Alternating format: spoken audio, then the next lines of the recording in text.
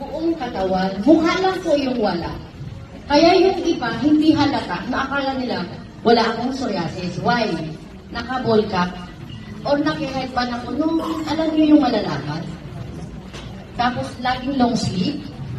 Kaya, pwede na po ako di mag-long sleeve, kaya lang sabi Tagaytay, malamig daw. Kaya nag-long sleeve ako. And then, lagi ako naka-long pants, hindi ako nag-short. Kasi talaga po, actually, pinorward ko po yun sa GC namin, na may month doon, na talagang akala niyo po yung longganisa. Dito, nakita niyo po ito. Fake lang na yan. Okay? So, bago ko po nakilala si Oliline, Derma. Ang ointment ko is 1,750 a week. Pero pa po yung mga steroid. Tinigil ko yung steroid ko kasi lumubo ako. Namaga na ako, so parang wala rin nangyari. Pero hindi naman siya gumagaling. So, stop. Tinuloy-tuloy ko po yung ointment. Kaso walang nangyayari. Dami na po ng ginamit ko. Although, pati food supplement, actually. Ginamit ko lahat. Sabi ng derma ko, painit ka sa araw, ginawa ko. Maligo ka sa dagat, ginawa ko. Umuwi po akong Sambales sa amin sa probinsya para lang ako lumublob sa dagat. Pero, nagda-dry siya, pero after 2 days, ayan na lang siya. Makate, habang makate. Alam niyo po ba yung kate niya na hindi ka matutulog? Hanggat hindi ko nakikita dumudugo siya dahil ang sarap niyang kanutin kasi hindi ka papatulogin sa kate. Pati po yung dito ko, nahihiya po ako kasi that time may hawak na po akong networking company. Nahihiya akong lumabas kasi alam niyo po yun na kapag huwag kang gagalaw. Kasi kapag nagalaw mo yan, may malalaglag na sa'yo. Alam mo yun? Iniiwasan ko na kaawaan or yung maano sila sa akin. So, lagi akong may oil para lang siya dumikit or ano para hindi siya malaglag. Then, sabi ko, nagdasal na lang ako kasi 8 years di ba? Sabi ko, parang kakasawa na. Ayoko na ng gamot. Ayoko na, tigil na. Sabi ko, Lord, kung ano yung paraan mo para ko bumalik, ibigay mo.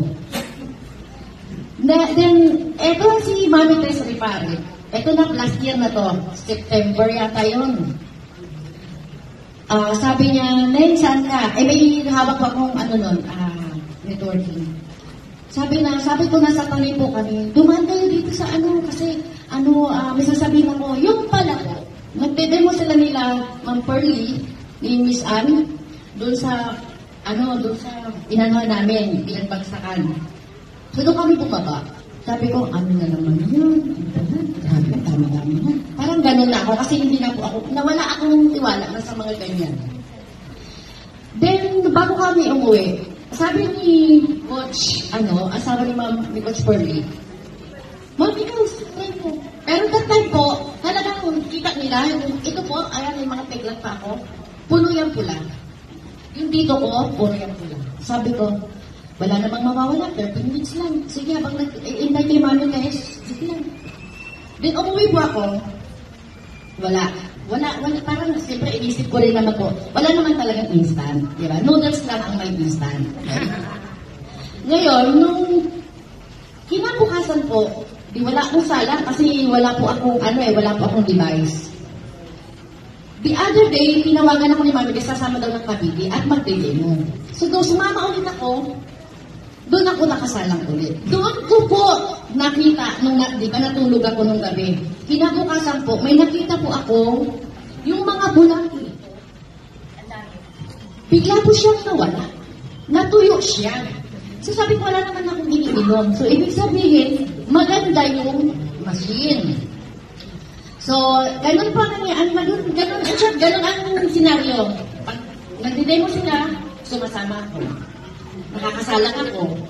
Hanggang sa nagpunta po ako ng Sambales, dahil kailangan ko pong manghiram kay Mami Tess ng device, dinala ko kasi uwi ako sa Sambales 1 week. Kailangan ko makasalang tuloy-tuloy kasi tinatry ko kasi natuyo na po yun. Nakita ko pa, may na pong natuyo. Marami na siyang natuyo Although yung mga sa likod ko, hindi pa. Tsaka yung sa binti. Hanggang po, na-share ko din yung machine na dala ko sa kapitbahay namin na hindi nakakatulog, at saka malabo yung mata. Isa pa po yun, ha? Double vista po yung, ano niya, salamin. Pero nakapag-drive siya ng motor na walang double vista, walang salamin na suot. Alam niyo po ba, after 1 week, bumili siya ng machine. Doon po ako, nagkaroon ng idea na baka pwede rin akong kumuha ng sarili kong machine kasi sabi ni Mami Kiss, may commission daw ako.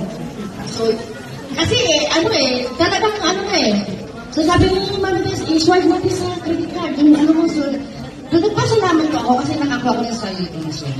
Ngayon, tinuloy-tuloy ko po yun.